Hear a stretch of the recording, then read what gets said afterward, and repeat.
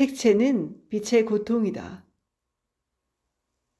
어느 날 책을 읽다가 이 한마디를 읽는 순간 갑자기 가슴이 아리고 멍해졌습니다. 더 이상 계속해서 책을 읽을 수 없을 정도로 충격이 컸는데요.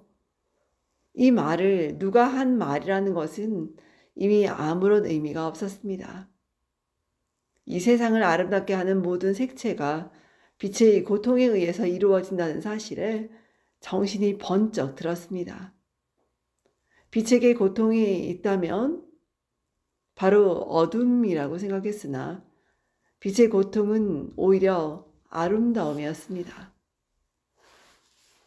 산과 바다가 산과 바다의 색깔을 내는 것이, 꽃과 노을이 꽃과 노을의 색깔을 내는 것이 모두 빛의 고통에 의한 것이라는 사실을 저는 단 한 번도 생각해 본 적이 없었는데요. 이 세상의 모든 아름다운 빛깔이 빛에 의해 그저 당연히 주어지는 것이라고만 생각했지, 그 아름다운 색채를 내기 위해 빛이 그토록 고통스러웠을 것이라고는 미처 생각하지 못했습니다. 빛은 우리에게 아름다운 빛깔을 주기 위해 그 얼마나 고통스러웠을까요?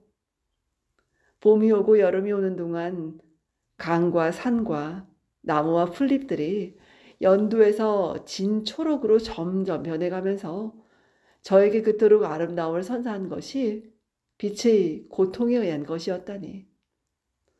비행기를 탔다가 우연히 해가 지는 장엄한 광경을 보고 잠시 넋을 잃었는데 그 찬란한 노을빛이 빛의 고통이었다니.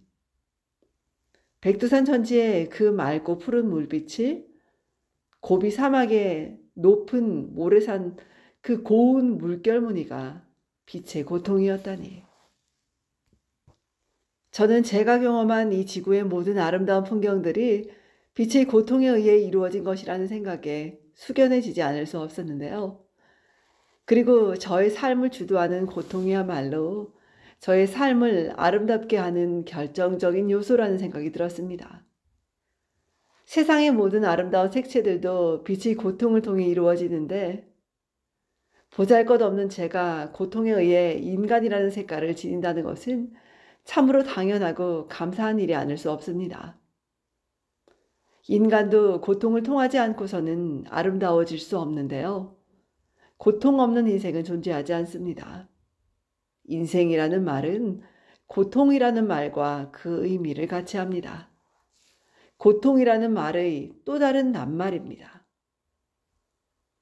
사랑도 고통 없는 사랑은 없겠죠. 사랑이 시작되면 고통도 시작되는데요. 고통이 없으면 이미 사랑이 아닙니다. 어느 대학의 강연장에서 강연을 하는 저에게 한 여대생이 사랑을 하면 너무 고통스러워 사랑하고 싶지 않다고 말했습니다. 그래서 저는 그건 배고플 때 밥을 먹지 않고 배부르기를 바라는 것과 똑같다고 대답했는데요. 아무리 고통스러워도 사랑은 해야 하는 것입니다. 배가 고픈데 밥을 먹지 않고 어떻게 배부를 수 있겠습니까?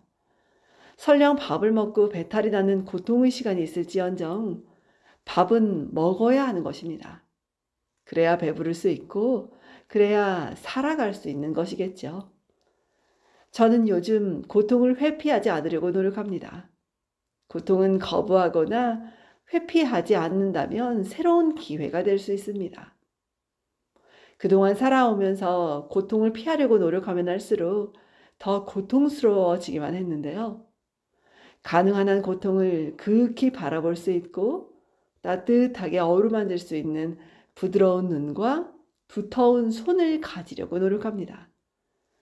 비록 차가운 눈밭이라 할지라도 가능한 한 고통을 껴안고 나뒹굴 수 있는 튼튼한 가슴과 팔다리를 지니려고 노력합니다. 고통은 어떤 의미를 찾는 순간부터 더 이상 고통이 아닐 수 있습니다. 나의 고통이 누군가에게 위안이 될 때, 나의 고통이 누군가에게 사랑이 되고 존재의 의미가 될 때, 그것은 오히려 감사이자 행복일 수 있지 않을까요? 기차는 언제나 푸른 들판만 달리는 게 아니라 어두운 터널 속을 달릴 때도 있잖아요. 그렇다고 해서 기차가 어두운 터널 속만을 영원히 달리는 것이 아닙니다. 기차가 터널 속을 달릴 때 우리는 반드시 기차가 푸른 들판으로 다시 달려나온다는 것을 믿고 있습니다. 그 믿음은 터널 속이라는 어둠을 받아들이고 참고 기다릴 줄 알기 때문에 가능한 것이겠지요. 저는 제 자신의 고통에 대해 그런 믿음을 지니고자 합니다. 고통은 푸른 들판을 달리기 위해 통과해야 할 어두운 터널 속이며 그 터널 속은 언젠가는 벗어날 수 있는 것이라는 믿음을 지니고자 하는데요. 그리고 고통을 받을 때 오히려 하느님께 감사하고자 합니다. 어쩌면 그것은 제가 이 세상에 아직 살아있다는 증거이기도 합니다. 제 매형이 부친상을 치르고 돌아와 제게 이런 얘기를 한 적이 있는데요. 아버지가 손가락 하나, 발가락 하나 까딱하지 않더군. 죽음이란 발가락 하나 움직일 수 없다는 거야.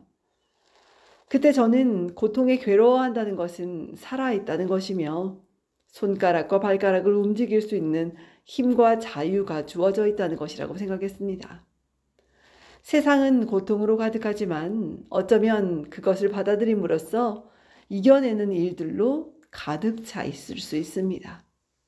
고통은 피할 수 없지만 고통을 받는 것은 어쩌면 선택적인 것일 수 있습니다. 그리고 어쩌면 고통은 관념일 수 있어요. 실제하지 않는데 고통스럽다고 생각함으로써 고통이 존재한다고 생각하는 것일 수 있습니다. 혹시 고통이라는 관념 때문에 실제하지 않는데 실제하는 것처럼 생각하며 고통을 받고 있는 것은 아닌지 저는 가끔 성찰해 보고자 하는데요. 이 세상의 모든 만물이 빛의 고통이 없으면 제 색깔을 낼 수 없듯이 이 세상을 사는 우리도 고통이 없으면 인간으로서의 삶을 살 수 없습니다. 만물이 색채를 지닌다는 것은 바로 고통의 빛이 있다는 증거이며 제 삶에 고통이 있다는 것은 바로 제가 인간으로서 건강한 생명을 살고 있다는 증거이자 증명이라는 생각이 듭니다. 이상 내 인생에 힘이 되어준 한마디 책을 낭독해 보았습니다. 오늘도 좋은 날 되십시오, 여러분. 고맙습니다.